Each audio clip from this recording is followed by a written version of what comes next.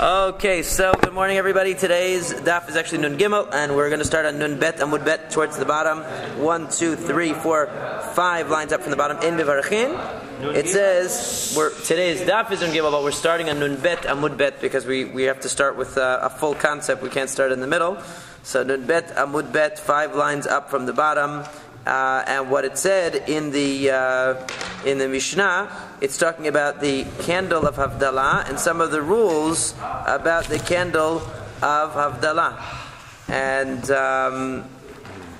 so it starts with in Mevarchin. So Bishlama ner mishum de lo shavat. That's where we're going to start, because it said there that you can't use the candle of a non-Jew that they lit on Shabbat. You can't go to their house, let's say Motzei Shabbat, and use their candle for Havdalah. Okay, it's 5 lines up from the bottom, I promise. Bishlama. Bishlama ner mishum de lo shavat av ela bisamim mai ta'amalo. We understand why you can't use the candle that the non-Jew lit on Shabbat, because it's ner shelo Shabbat.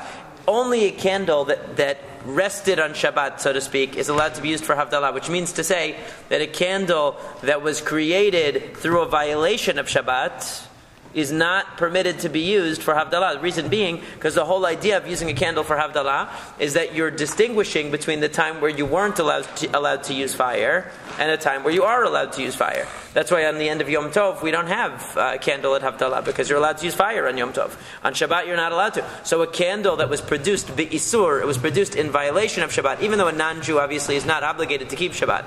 But the point is, it doesn't reflect the idea of the sanctity of Shabbat, because it was lit on Shabbat, so you can't use it. But why can't you use the bisamim? Why can't you use the spices of the non-Jew? So Amar Rav Yehuda Rav Yehuda said that Rav said Hachabim Mesibat Ovdei Kochavim Askinan Bebnei Shestam Mesibat Ovdei Kochavim LaAvodah Zarah. It's LaAvodah Zarah, because the reason is that we're talking about, you are walking down the street and you see a party going on and they have incense, and different kinds of spices, and you say, I'm going to grab some of those spices and use them for Havdalah. The only problem is that the non-Jewish parties, they always had some idolatrous element to them. So you're really taking bisamim that are being used in some kind of an idolatrous setting. So you're not allowed to take it. The wine. Same as wine, yeah. Had midekatani sefa in bevarchinu ala ner v'lo bisamim shel avodah zarah miklal dereisha lav ba'avodah zarah askinan. But how can you say that? How can you say really? Because according to that, there's a redundancy in the Mishnah, because the Mishnah first says you can't use the candle or the bisamim or the spices of an idolater, of a non-Jew, of a Gentile. Then it says you can't use the candle or bisamim of idolatry, implying that these are two different things. But according to your explanation, they're really the same thing. Why can't you use the bisamim or the candle of the non-Jew? Oh, because it's connected to avodah zarah. So Amar Rabbi Chanina Misura Ma ta'am ka'amar. It's not a redundancy in the Mishnah. It's an explanation. How so? What's the reason why you can't use the candle or the spices of the idolater? Because we're concerned that they're being used for idolatry. So the two cases are actually one case. Okay, why can't you use that non-Jewish spices or the non-Jewish candle?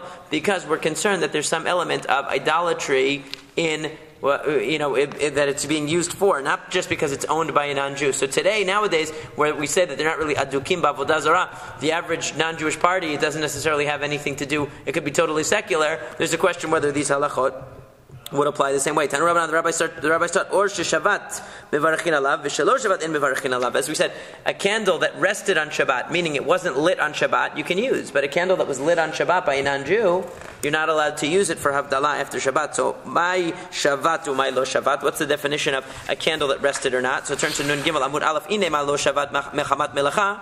If you mean that there was no malacha involved in its production, there was no malacha on Shabbat involved in the production of this candle. Rashi goes even further than that, but we're going to leave Rashi aside. His explanation is a little bit difficult. Afilo mi malacha dehetera. Are you saying that you can't use a candle that was lit on Shabbat even if it was lit permissibly on Shabbat? Vehatanya. Or shel hayav v'shel choleh mivarachin alav. It says that if somebody had to light a candle, let's say a woman is delivering a baby on Shabbat, and they needed to light a candle for the doctor to be able to see, or the midwife to be able to see. Or let's say somebody was ill, and they needed to light a candle, and it was a life and death situation, they had to light a candle. So in such a case, you can still use that candle after Shabbat for Havdalah, because it was lit, but it was lit beheter. It was lit permissibly. So Amar Rav Nachman bar Yitzchak, Mai Shabbat, Shabbat mechamat melechet avera. What it means is that there was no impermissible malachat done with this candle on Shabbat. It wasn't lit bi'isur. It wasn't lit in violation of Shabbat, which means that even if it were lit on Shabbat, but the lighting was a permissible lighting because there was an extenuating circumstance, you'd be allowed to use it. Tanya Nami Achi, we also learned in a Braita Ashashit Shaita Delechet V'Lechet Kol Hayom Kulo the Motzei Shabbat Mivarachin Aleha, that it says if you had a lantern that was lit all Shabbat long, then after Shabbat you can use it. In other words, you don't have to light a new candle at the end of Shabbat, as long as nothing was done with that candle on Shabbat that it wasn't supposed to be done, but it was just sitting there all Shabbat long. You put like one of those 24-hour candles and it was lit the whole time, which is what you have to do for Yom Kippur, by the way. Yeah, we're going to talk about that in a second. On Yom Kippur you have to do that. The only time you're only allowed to make a beracha at the end of Yom Kippur on a light that was on during Yom Kippur and it was on the entire Yom Kippur. On Shabbat, we don't have that rule. But on Yom Kippur, you have to have that. Tanu Rabbanan, the rabbis taught, Nochri she'edlik mi Yisrael, Yisrael she'edlik mi Nochri, mivarchin alav. Nochri mi Nochri, and mivarchin alav. If a Jew goes over to a non-Jew and takes from his fire, so the non-Jew has a candle, maybe he lit it on Shabbat, we don't know. And you go and you take your candle and you take the fire from that candle.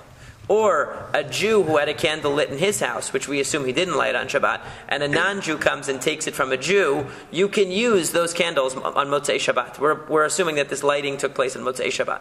But if a non-Jew took from another non-Jew, you can't use it. So there has to be at least one Jew involved here. So the question is going to be, so what's the reason why if one non-Jew takes a candle, takes his candle over to another non-Jew's house and takes some fire from the other non-Jew, you still can't use that candle for Havdalah, even though this is happening after Shabbat. Okay? So what's the reason? So ostensibly because the original non-Jew lit the candle on Shabbat. Okay, but then the same thing should apply to you. Let's say your Italian neighbor lit some candles on Shabbat. You don't have any fire in your house, so you knock on their door and you say, "Can I have some of your candle?" You shouldn't be allowed to do that either because that was also lit on Shabbat. So maybe you're going to say that when you take fire is constantly renewing itself. So from one minute to the next, it's really a new flame. It's really a new entity. It's not the same entity that it was a second ago. So maybe you're going to argue that, true, the non-Jew lit it on Shabbat, but by the time you come and you take it, it's a new entity. That's not true. And then maybe you'll argue that when the Jew comes and he takes the candle from the Italian guy, it's like a totally new entity. But that's not true. And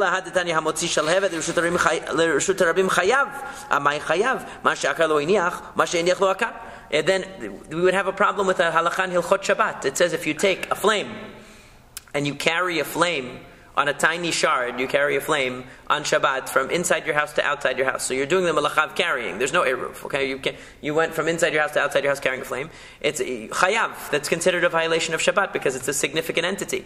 Now, if you're going to tell me that every second a flame is a new entity, every second the flame is renewing itself, then what you took out of your house you didn't bring outside, because what you picked up inside was one flame. By the time you walk outside, it's a new thing.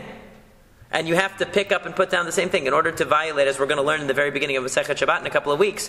In order to violate the malacha of carrying on Shabbat, you have to pick up something in the private domain, and you have to put down the same thing in the public domain. But if we're saying that the flame is continually, it's a mitchadesh, so to speak, it's constantly renewing itself, it's a new entity every second, so then the fact that you took, the fact that you carried it from inside your house to outside your house, you can argue that, hey, I didn't do anything because the thing that was in my house that I picked up is not the thing that I'm putting down. I'm You're looking puzzled. The problem is the carrying was the problem that the non-Jew used it. This is two different issues. They're making an analogy. They're saying that they're comparing this to the halacha of Hilchot Shabbat. They're trying to. So one possible solution to the problem of why am I allowed to go to the non-Jew who lit his candle on Shabbat and I'm taking from that candle? Why am I allowed to do that? Because true, he lit it on Shabbat, but when I take it, it's like a new entity. It's not the same flame that he lit on Shabbat. It's been too long since he lit it on Shabbat, or however you want to say it. So if you're going to say that a flame is constantly a new entity, that from 1 minute to the next it's not really the same thing, then we're going to have a problem in a different halakha. The different halakha is the carrying halakha. Because we see that we say that so to speak, the flame has an identity. It has integrity in its identity. It doesn't change from 1 minute to the next. So that means that if I carry it from one place to the other, I don't say that the flame that I picked up 5 minutes ago is a different flame. So in the same way, yes, I know. It's an analogy to a different subject. Okay, yeah. Got you. In other words, in halakha, if a flame is always the same thing, it's got to always be the same thing, both in the halachot of carrying and in the halachot of havdalah. This is a stretch. Yeah. It sounds like a real stretch. In other words, they're showing that we treat a candle as having an identity. We're treating the flame, right? So what's the proof that we treat the flame as a single entity? Right. Because if you carry a flame from one place to another, it's still considered the same entity that you picked up. But Rabbi, with the carrying, since it doesn't apply because you're carrying both the flame and the fuel. So even if carrying the flame, it's true. Okay, so in Masekhet Shabbat they work out that problem by saying that the flame is attached to something that's so small that it wouldn't be significant in its own right. So they deal with that problem, but it's like a separate problem. Like a toothpick. Yeah, or even smaller. Yeah. So anyway, they're just trying to show that a flame is treated as one entity in another context. So therefore, here we must treat it as one entity as well. So we can't say that why can I take from the Italian guy because it's a new entity than from when he lit it. No, we can't say that.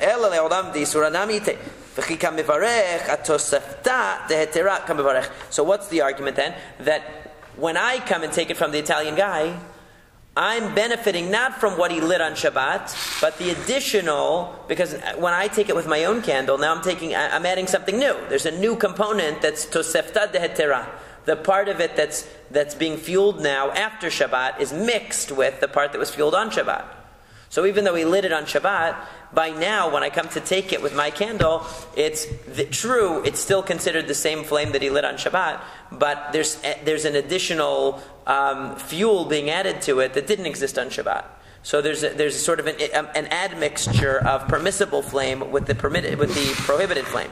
Okay, so therefore he says, so then why can't you say the same thing about a non-Jew who takes from a non-Jew? Let's say I send my friend, another non-Jew, over to the first non-Jew's house and he takes it with his candle. Why can't I now bless on the other non-Jew? Because he also came after Shabbat and took some of that flame, and we should say that it's an admixture, and I can bless on the part of that new flame that is the new part, and I'm not counting the old part. Why can't I make the same argument? It's true, actually, Enachinami true. Gezerah mishum nochri rishon v'amud rishon. It's true that actually is totally logical. The problem is that we're concerned that if you do that, you're going to confuse it and say, hey, if I can have my Irish friend who took from my Italian friends, and I went to the Irish friend's house and made a blessing on his candle, so why can't I just go right to the Italian guy who lit the candle on Shabbat and just use that candle? So that's because we don't want you to get confused. So there has to be at least one Jew involved. So there's definitely some lighting that happens after Shabbat in the mix, to be sure. But there actually needs to be a non-Jew in the intermediary? No, there doesn't have to be. That's just the case. That's just the case. So you can't go, let's say, to the non-Jew's house and use his candle because he lit it on Shabbat. But if you take from that candle for your candle, it would be okay. Oh, I see. That's so what if I take if there's a candle between the non-Jew and the Havdalah candle, right, then it's okay. Even if it's just me. Even if it's just you, but we're saying that if it's one non-Jew took from another non-Jew and then you just go over to that non-Jew's house and use his candle, that you're not allowed to do. You have to have at least a Jew involved there somewhere. So Tanu Rabbanan, the rabbis taught, person's walking outside the city and he sees a light. If it's a majority non-Jewish in the city, he can't say a blessing. But if it's a majority Jewish, he can. In other words, because if it's a majority non-Jewish, we assume it was lit on Shabbat. If it's a majority Jewish, we assume that the light that he's seeing was probably lit after Shabbat. So here's a problem. First you said the majority has to be Jewish, which means 50-50, it's no good. Right? I'm sorry, the other way around. You said if it's the majority non-Jewish, you can't bless, so that means 50-50 is good. Right? But then you said in order to use it, the majority has to be Jewish, implying 50-50 is not good. So which one is correct? The Tanei Resha Rov Nochrim Tana Sefa Rov Yisrael. Really, we would say 50-50 is good. You could say the bracha on 50-50. You can, because it's just an even doubt, it's an even safek, so you can be lenient. But since in the beginning it used Rov Nochrim as the example, majority, so later on it uses the term Rov, it uses the majority, even though it's not being precise. So actually, even if it's 50-50 in the city, and you're walking by and you see the light lit, you can make a blessing on it on Motzei Shabbat. You're walking down the street and you see a kid carrying a torch. Why his parents are letting him carry a torch, we don't know. Especially if he's a tinok. Okay? The Olympics. Bodek acharav. You check out. Im Yisrael hu mivarech, im nochri eno mivarech. If he's a Jew, you can say the bracha because you assume that he didn't like this on Shabbat. If it's a non-Jewish kid, he might have lit it on Shabbat. So might your yatinok afilu gadol nami. Why do they use the case of a kid? Maybe it's an adult. So he says, the Gemara says that Amar Rav Yehuda Amar Rav Hacha b'samuch l'shkiyat hachamas kinan. We're talking about right after Shabbat. Shabbat just ended. Okay? Gadol mochacha milta devaday nochrihu tinok emar Yisraelhu ikre v'naket. So basically, the way Rashi explains this is that if it's an adult carrying a torch immediately after Shabbat, we assume it's got to be a non-Jew because no Jewish guy is already going to be walking with a torch the second Shabbat ended. But a kid, you never know. A kid might have, grabbed one and run out. An adult, we assume he's going to be so careful about what time Shabbat ends, he's going to wait a while. The kid might not be as careful. He might not be as meticulous, so he grabs a torch, and it could be that it's a Jewish kid. And it was lit after Shabbat, but immediately after Shabbat. If you see a light shining on Motzei Shabbat, a bright light, if you see that it's as thick as the opening of a stove, you can say a blessing on it, because we're assuming this is Jewish light, of course, because this is a different issue now. Now we're dealing with the issue of what was it lit for? What was the fire lit for? If the fire was lit for cooking, you can't say a bracha over it. It has to be lit for light. Okay? So if it's a big light, we assume it was lit for light. But if not, then we don't make a blessing on it if it's not thick, big fire. In one braita it said you can say a blessing on the oven fire, and in another case it said you can't. It depends. In the beginning, when they light it, they're lighting it for cooking. But when they were done cooking, they used to throw in more logs and use it for light. So if you see it in the beginning, you can't say the bracha, but at the end you could. So similarly, it says, now that was regarding an oven that they cook bricks in, actually. This is talking about an oven that they cook food in, but the same concept. One braita said you could use it, one said not. So, again, in the beginning when they're cooking food, they're using, it's not for light. At the end, it is for light. So it's the same principle here. Or shel bet hakneset shel bet midrash mivarachin alav v'tanya idach en mivarachin alav. In one braita it said that the light in the bet midrash or the bet knesset can be used for Havdalah. The other one said it can't be. So lo kasha de'ika adam chashuv. One is talking about a case where there's an adam chashuv, there's an important person visiting, and because there's a VIP visiting, the reason why they have those lights is to honor him, not for light. It's to show kavod. But if there's nobody around, then we presume that the light that's lit in the Beit Midrash or the Beit Knesset, in the synagogue or the Beit Midrash, is for seeing. Alternatively, maybe they're both talking about where there's an important person. But when there's a chazan, which to them chazan meant like the shamash, the person who takes care of things. Okay, when there's a shamash who takes care of things, and we assume that he eats in the bed, he eats there, he stays there, he lives there. So he's going to certainly use the light for his own personal use, because he stays there after everybody's done. So then we can say the blessing. If there's no shamash who's using the light for his own personal use, then we assume that the only reason it's lit is for this adam chashuv, this important, to honor the important person. No, we're talking about borei meorei ha'esh. Borei meorei ha'esh. V'bait ema hav v'had ika chazana. Maybe even when there is a shamash, there might be a situation in which you don't say the bracha. When there's a nice big moon out that night, maybe he doesn't need to use the candle for his light. So even if there's a shamash who's staying in the Beit Knesset, if there's another reason for that candle to be there, like there's an important person or whatever, then we would say that candle might just be there for honorary purposes, not for light, because he's got the moon shining. He doesn't need he doesn't need that light. So the point is that it has to be for light. That's the main point. If they're sitting in the Beit Midrash learning and they bring the fire in front of them on Saturday night, Beit Shammai says each person should say Borei Me'orei Esh to themselves. Now this is an important halakha to know, that if you do Havdalah, if you don't have a candle, you don't have to say Borei Me'orei Esh when you do Havdalah. You could say Borei Minei B'Samim, you could say Borei Pri Gefen, Borei Minei B'Samim, Hamavdil, and then later on, if you see a candle, you can say the bracha. So, and if you don't have one, like the Shulchan Aruch says, you don't have to run after looking for a candle. If you don't have it, you don't have it. Okay. What is the difficulty that they have in terms of it has to be light? Why can't they just say it has to be for light? For light. Why do they go through? They're giving examples. They always do that. They always use examples to illustrate the point. And also what you can. Raising No, they're just different statements in different cases, right? They're just different cases, yeah. So Beit Hillel omrim echad mevarech lechulan. So mishum shnei marov am hadrat melech, because it says the more people the better. The more people, the more honor to Hashem. So rather than having each person say Borei Me'orei Esh themselves, we'll have everybody say, one person say it for everybody. So Bishlama Beit Hillel mifarshei tama. So Beit Hillel tells us the reason. What's the reason? The more people, the better. Ela Beit Shammai mai tama kasavrei mipnei bitul Beit HaMidrash. The reason is for Beit Shammai bitul Beit HaMidrash, because in order for everybody to say the bracha together, they have to stop learning. Everybody has to stop learning and listen to the one guy who's saying the bracha. They don't want to do that. Tani Nam Yachi, we learned similarly in a Braita. The Shel Rabban Gamliel lo hayu omrim marpeh bebeit HaMidrash mipnei bitul Beit HaMidrash. In the house of Rabban Gamliel, they wouldn't say bless you if somebody sneezed in the Beit Midrash, because it was considered an interruption from learning. So similarly, Beit Shammai wants to minimize the interruption from learning. He says, don't have everybody wait for one person to say Borei Me'orei Ha'esh. Have everybody say it on their own, each person individually. So then we say, we don't say a blessing on the candle or the spices that are being used to honor a dead person. When they would have a dead body, they might put a candle by it, or they would put bisamim to prevent the smell from causing dishonor to the person who passed away. So the reason for the candle, we understand, it's done to honor the dead person. It's not done for light. Bisamim la'avorei rechahu davidi. And here we see another principle, that the bisamim, that when you smell bisamim, it has to be a bisamim that's used for good smell, not bisamim that are used to prevent bad smell. So for example, the air freshener in the bathroom would not be good. They used frankincense. Right, you couldn't use that. Yeah.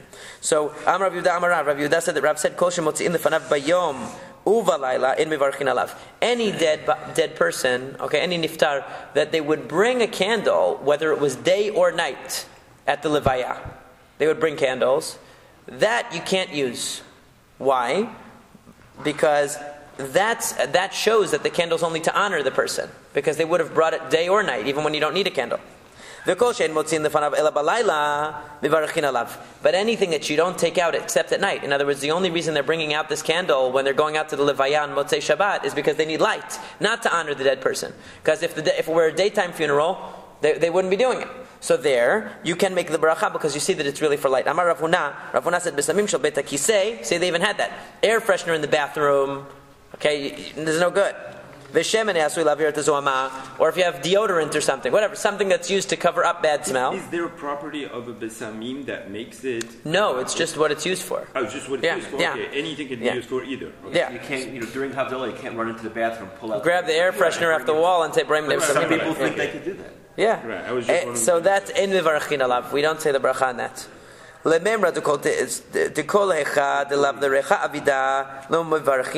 it really true that any time that the bisamim are not made for smelling, we don't say the bracha? We'll show an objection to that.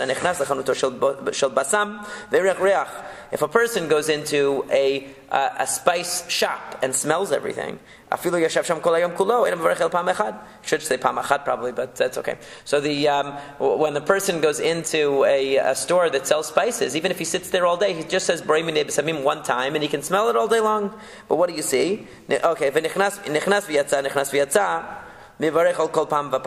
he goes in and out, then every time he comes back in, he says the bracha. But what do you see there? That's for commercial purposes. Those bisamim are for commercial purposes. They're for selling. They're not for smelling. Selling, not smelling. You see that rhymes. But there, it's not there. The person didn't put it there for you to smell it. He put it there for you to buy it. And yet you're allowed to smell it and say the bracha. So he says, in l'recha nami hu davida. That's not true. Those really are for smell. Why? Because why does he put the good smelling spice? He wants you to buy it. In other words, he does want you to smell it so that you say, that smells so good, I'm going to buy some. Okay, so really it is for smelling. Tanura. So even though his ultimate purpose, in other words, we don't look at the ultimate purpose. We look at the immediate purpose. The immediate purpose is he wants you to smell it. Ultimately, he wants you to buy it.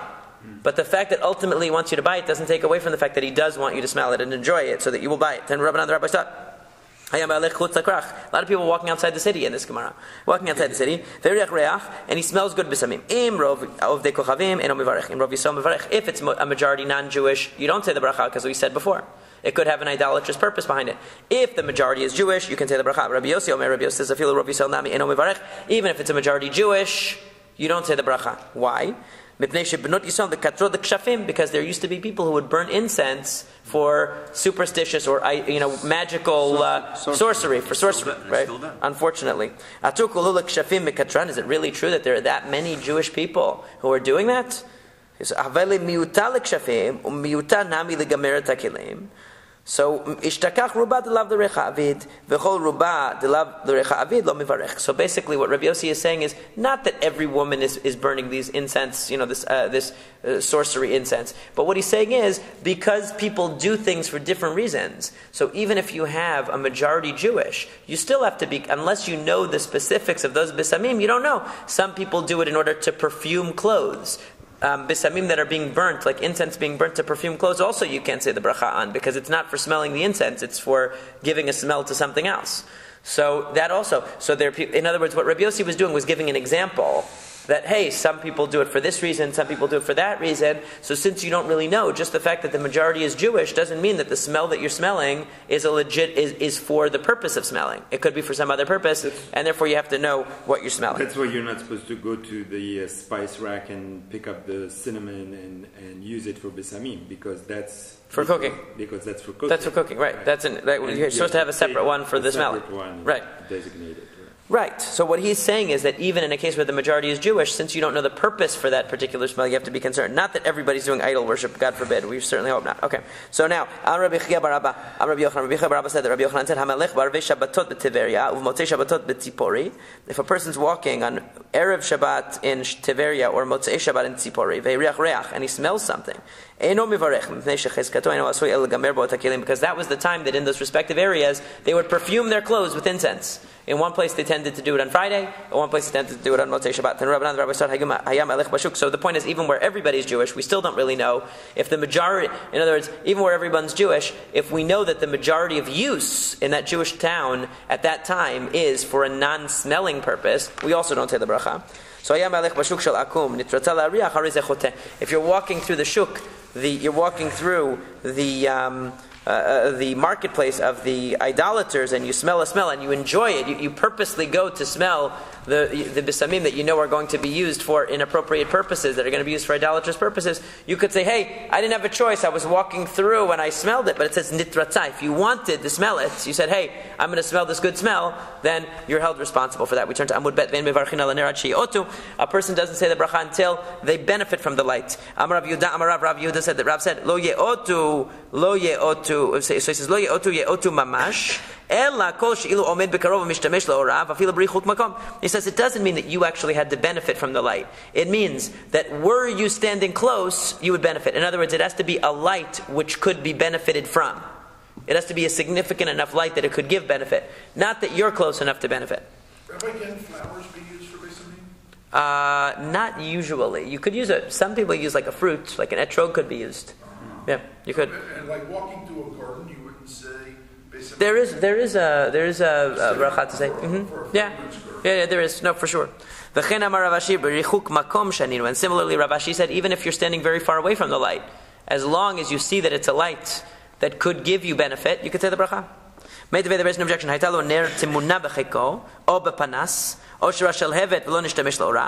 או נשתמש לאורה ולא רע של הבט, אינו מברך עד שיראה של הבט וישתמש לאורה. So he says that if you have a candle that's either hidden in your arm, okay, or it's inside some kind of a lantern, it's inside a case, or you see a flame but you don't benefit from the light, or you see the light but you don't see the flame, you can't say the bracha until you see the flame and you see the light. You have to see both. So if you have like some kind of opaque lantern where you don't see the flame, you only see the light, that's also not good. That's going to be Shabbat lantern. Maybe, yeah. We can imagine a situation where you can benefit from light without seeing the flame. The flame is behind the corner, and you see the light being shed, but you don't see the flame. What case is it where you see a flame, but you don't see the light? Lav de mirachaka. Isn't that talking about a case where you see the flame, but you're too far away to actually benefit from it? And yet it's saying, in that case, you can't say the bracha. So apparently Rav Ashi and Rav are wrong. Unless you're close enough to benefit from the light, it's no good.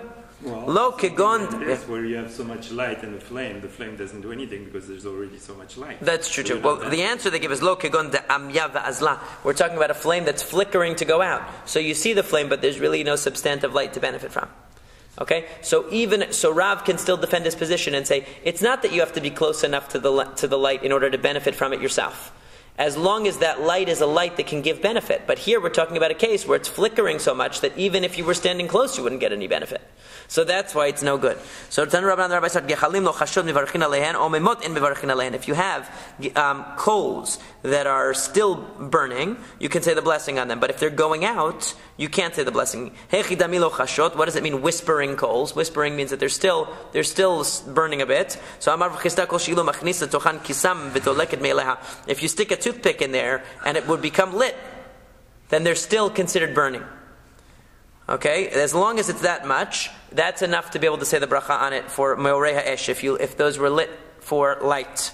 So now, Ibailahu, they asked the question, Om Mimot with an aleph or Om Mimot? What's the correct language? Should it be with an aleph or an ayin? Tashima. So come in here. The Amar Rav Chizda bar Avdimi, because Rav Chizda bar Avdimi said that it says in a pasuk in Yecheskel that it uses the term, it says Arazim lo ammemuhu began Elohim. Okay, so that's with an ayin. Must have been so what you by see, an Ashkenazi. Yeah, there you go. Yeah, they were confused. So that's why it says cedars that have not gone out, that have not been extinguished in the garden of Hashem. So what that means is that amemuhu is with an ayin.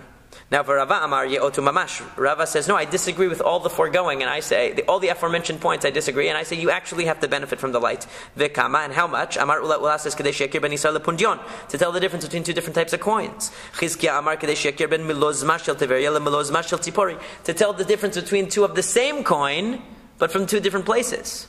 That's more light. Right, because two different size coins is a little bit easier to tell. Rav Yehuda mivarech adeve ada dayela. Rava mivarech adeve gurya bar chama. Abaye mivarech adeve bar avua. So all three of these rabbis would say the blessing on the light in somebody else's